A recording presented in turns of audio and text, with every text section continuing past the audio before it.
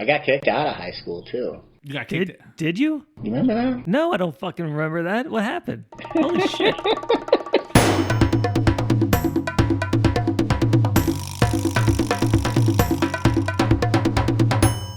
Hello and welcome back, everybody, to Baltimore's best podcast, Inappropriate. I'm Jim. I'm Steve. And we're not going to hold anybody up because if you're listening to this episode 2 of our mini series, let's not talk anymore. Let's just get right into the episode because I'm dying to hear this story. Oh, so am I. Yeah! Jim, you gave me my first hit of acid. It was great. Obviously, you mentioned it. So did that enlighten you somehow or give you a different perspective? Oh, here's a great story. You know what that led to? That led to a beautiful moment in time. That led to an absolutely beautiful moment in time, and I will recite it for you because if you have any listeners left over from that high school class, I'm sure somebody might even remember this. I was the high school JROTC company commander, right? Remember that? Yeah. When we all had to wear silly little uniforms and walk around calling, remember that? You can't do the dance to podcast. This is all audible. We went down into the park that day and ate those things and tripped our faces off. That was the first ever, the first crisscross of sounds, seeing colors, or seeing sounds and hearing colors and smelling sounds and smelling colors. And, that was It was a beautiful day in the fall. And the next week, I don't know, somewhere shortly thereafter, we were in the cafeteria. Remember the cafeteria at Lansdowne? Right? Oh, yeah. Yeah, absolutely. So we were, at the back. My back was toward, where you went in to get school lunch. And I was facing out toward the rest of the cafeteria and had the little company, I called them to attention, right? And I'm standing there, company attention. So they're all snapped to and they're all standing there in attention. Sergeant Major Claude Parker's in the back. He's like, he just did that then. And did you get your belt buckle shine? And that guy, he was a nice dude, but he was just, all those Army people really take their Army life really seriously. They're all the same type of person. And they really do. They really take it seriously. There's a certain goodness to that. I'm in the Merchant Marines right now, so to an extent, I still abide by some of it. But I've also learned how to, work with or around other parts of it so that it doesn't become me to the point where it's that's all I am, Anyway, they're all standing there at attention. And for the first time of all those times I'd called them to attention, I couldn't tell them what to do. Well, I just thought to myself, I was like, who am I to tell any one of these folks, these kids, these cadets, what to do? Who am I to tell them what to do? I was like, the best thing I can do for them is show them that they don't need a leader. So I just took my tie. I just started. I'm just taking my uniform off. Took the little tie off. Took my jacket off. Threw it on the floor. Dropped the tie. I started walking toward the door. Sergeant Major Parker's like, "Get back! You get back in formation." I'm like, no, man. I'm done with your class, man. Really? Like that? And that was it? I hope this is exactly how it went down. So if anybody was there, it'd be great if they chimed in. But yeah, this is how it is. I walked out of class. Left my uniform in a trail behind me as I was walking. He's like, you go down to the principal's office. It's like, I'm already on my way, man. And that was it. That was the end of my JROTC career. They stripped all my rank. Did anybody else follow suit, start ripping off their tie and walking out with you, climbing up on the tables and shit like that? No, it was just me. And Jim's acid did this to you. Praise Jesus. Yeah. Yeah. So, have you always been a rebellious type person? Am I rebellious? I'm not anti-military though. I'm a master captain in the U.S. Coast Guard, which is a merchant marine position. So, I'm definitely not anti-military. I got kicked out of high school too. You got kicked? Did you? You remember that? No, I don't fucking remember that. What happened? Holy shit. So I'm going to say yes to the rebellious. Yeah, I guess so. I mean, it's like I'm not doing the rebellion. I'm not like purposely saying if it's rebellion, it's not because I'm trying to rebel. It's just what comes natural to me. Can we get into why you got kicked out of high school? Silly, I stole a MIDI tone generator from Mike Scott's music lab down there and down his some computer. Exactly, it was this thing, right, that connected to a computer. And back in that day, we had a computer at home, and I didn't even know what this thing was. But I was going to go see if it worked on our computer at home. I didn't know what the fuck it was. It turned out it was a MIDI generator, a tone generator. I don't know. I still don't know what the hell that is. Something for making electronic music. Okay. And Mike Scott, the band director, had a whole computer lab that he had, I guess, gotten some funding for, and he had just put it together. And I took one of his damn MIDI generators. Oh, he's asshole kid. He's probably pissed. And they expelled me for it. And they took Tom Owen down too, because he tried helping me hide the damn thing. So the two of us got kicked out of fucking Lansdowne. Steve Termolen got kicked out too? I didn't know that. Yeah, we kept it quiet because it was embarrassing as fuck. But it was a stupid mistake, and I got him into it, and I've carried that guilt since then. That really, really sucked. They didn't let us graduate on stage. Neither one of us went to our prom. And this was your senior year? Yeah, right at the end of the senior year. Did you have trouble like throughout high school with like behavior stuff? After Jim's acid, yeah. Yeah. You were saying it was a good thing. I don't think it's so good. I mean, it wasn't. It started a shit show of shit in my life, but in long term, hell yeah, it was the best. It was a great purchase. Thanks for the hookup, but it wasn't. Its effects weren't known immediately. So they sent us to this alternative school. They sent us to the Catonsville Center for Alternative Studies. Best thing that ever happened to me. Now we're getting into my life. Okay, this is where my life actually began. Even though it was still fucked up because of the non-transition thing, Catonsville Center for Alternative Studies.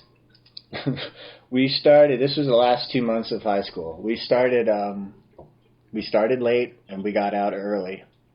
We did a couple hours of schooling every day, and then we went on nature hikes and kayaking and canoeing and rock climbing and shit like that, which was awesome. Yeah, it was adventure That's education. what high school probably should be. It absolutely should be, because in those 2 months, I learned more about myself and my own little ability. The adventure program within that school was run by a guy named Rob Botwell. And Rob was a huge influence in my life. And Rob had mentioned that he used to be a ski instructor. Well, after I graduated and kind of, somehow kept in touch with him, and then the following year, he got fired from Baltimore County Public Schools because he had an LSD felony from selling LSD on the Grateful Dead tour. So Rob went back to Vermont and was a ski instructor at Smuggler's Notch. We were on the phone one night. He's like, yeah, come on up. I'll show you Vermont. And that is where my snowboarding career began. Now, remember, this is the kid who's hiding the big secret. Trying to hide the whole, I'm not. Did anyone else know at this time, or were you just still keeping everything a secret? I don't know. Did you know, Jim? Not a fucking clue. Not a fucking clue. See, that's the thing. It was camouflage. It was really good. I'm still good at camouflage. I'm good at camouflage. I just remember, and I've spoken to, I guess when it happened, and nobody had any answers, but I remember, maybe, was it our 5-year reunion? I don't know what reunion it was. 10-year reunion. Okay, and you had come back. I was 96. From, I guess, 2006, maybe. Yeah. Yeah, you were living out west, and you were pretty prominent on like Facebook, and we had kept up, and you were like, you would post pictures of like this big game that you would kill, or snowboarding and mountain biking, and as you say, like a lot, like always hunting gear, or like you were out like doing like the wilderness lifestyle, like you were truly living it. And I remember the high school reunion, like I think you showed up, and like you looked like if I were to draw the manliest wilderness guy, like, you know, with the beard, like that's who walked in. And it was like straight out of like kicking the door with a shotgun, and you know, it was like, you know, that's, you know, it was like, okay, well, out there doing a thing. Technically, you still are doing that. Not to the extent that I used to. Well, I mean, we're all old now. We can't do a half. Well, I mean, yeah, and I mean, like some things I'm not like. There's, you know, estrogen changes a lot, you know, mentally and physically. Yeah, I'm still capable of it if I need it. You know, the skills are there, the knowledge of it is there, but it doesn't necessarily have to be there. I still fish, but my hunting career is definitely like on the rocks.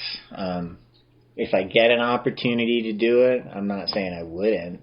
You know, life is pretty damn precious, and just to go around collecting meat for the winter. Sure, yeah. No, I understand. Actually, I agree. You know, I'm not a hunter. I'm not a, you know, it's just not, that's not my thing. But I remember specifically you posted just out of the blue with no caption, no a picture of you in a dress.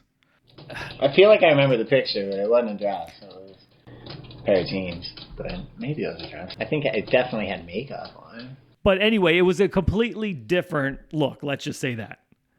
And there was no caption or anything. I remember thinking, did you lose like a fantasy football pool? You know what I mean? Like that's like, honestly, that's what I thought, because there was nothing to lead up to that. Do you know what I mean? It was like night and day. Right, and yeah. I was just thinking, I mean, okay. And then you had posted something a little more, let's say, risque. And then you had wrote something along the lines of, "This is a long time coming. This is what's going on." And then immediately gone. Account deleted and just vanished. So from that point, I guess that was 2007, maybe 2008. So that's mid to late 20s, somewhere in that range. You have been a mystery to a lot of people.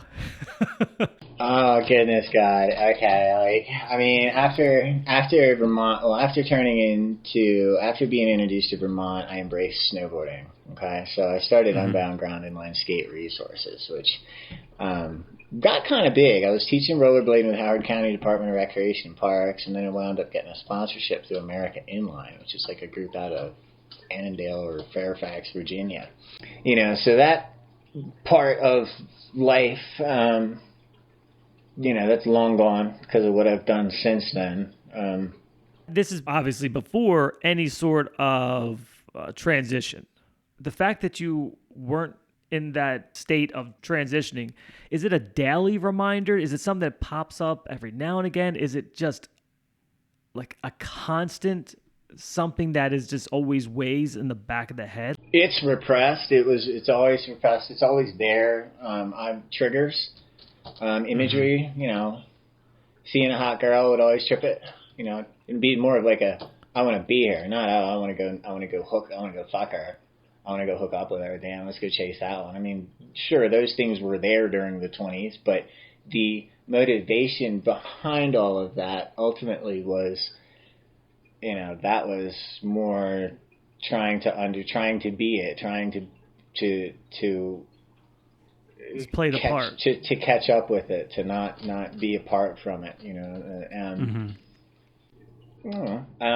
it took years to figure that out. Almost got married. That was the next chapter. How long did you date this person? Oh God, Corey. I fucking still love that girl. Like, I look back at it. There's two takes on that. I met Corey at the end of the Woodward years, and she actually came up to camp.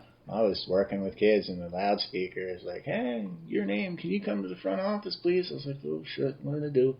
I get up there, and there's this little fucking cute little fucking girl that I met at a pizza parlor weeks before from Gettysburg. You know, sitting there on the swing, and I was like, "Oh my God." And like,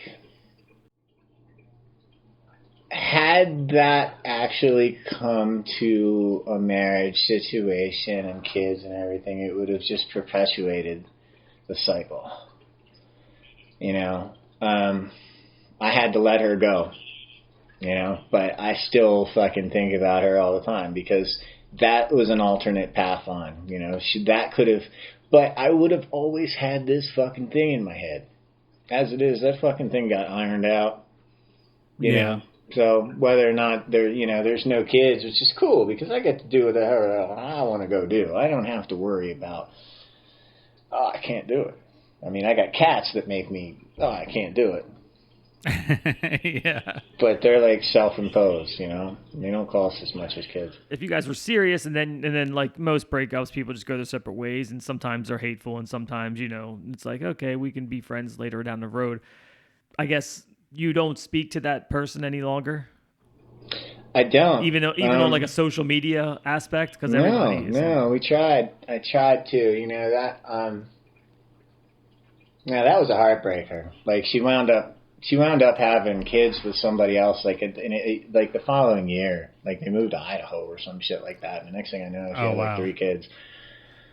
And then, so like, 10 years later, she contacted me and was trying to, like, open up channels. But there was just, everything's so fucked up at that point, you know. I was about ready to start on this journey, and she had all these kids. And, you know, it was like, you know, it was a very fucked up situation. So she gave my daughter, like, I'd always wanted to be the father of a daughter, right? I always thought, I figured if I could survive being the father of a daughter, maybe that would be the closest thing I could do to actually having been born right in the right body, right? You know, yeah, raise somebody who's born in the right body.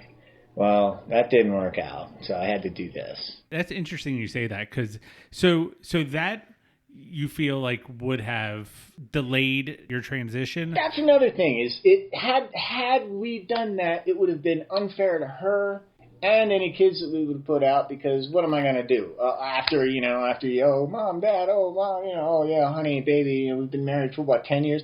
Oh, by the way, hon, yeah, I feel like a girl, you know, I mean, what the fuck? You know, that would have been super uncool for me. What was the breakup? Were you guys engaged? Like, that close. Like, I was talking to her dad, you know, I was getting permission from dad kind of deal. And then what happened? Just that you realized, was it she didn't show up one time. And then when I went up to her house, I found, I mean, I could have fought for it, right? I could have gotten all tough guy over it, because I found, you know, she'd been fucking somebody else. Okay. You know, I was like, you know, at that point, probably dodged a bullet. Yeah, you died. Yeah, I mean, if I'd have fought for it and won, then I would have still had to deal with the fact that she did it. You would have been pissed off your whole life about it. Yeah, I'd have been pissed off my whole life and had that fucking, you know, so I just walked away from it. Whatever. No, good. That's right thing to do. Yeah. We read a lot of Reddit stories, and we're always like, you should just get out of the situation. You just get out of the situation. I never really dated again, though. I never even got close. Did you date women throughout your life, and then this was the first one that got serious? Yeah, like I've dated a lot of women, and that's the only one I actually ever loved. How far in between that point and then going to Hopkins? Oh God, quite a bit. So there's a long story between that breakup. There is Hopkins. Can we take a break? I have to go pee. But this is where I think we're going to shock some people. But okay, yes, let's take a break. Let's go pee, and I'll be right back. I think that's going to be a good spot, a perfect cliffhanger, Steve. Check out some of our other episodes. Thank you, everybody, for hanging out with us for our special edition mini-series. Come back in 2 days when we have part 3. Thanks again for listening. I'm Jim. I'm Steve. And we will see you on part 3. Yeah, I will always be a warrior. You can't stop me now. Yeah, I will always be a warrior.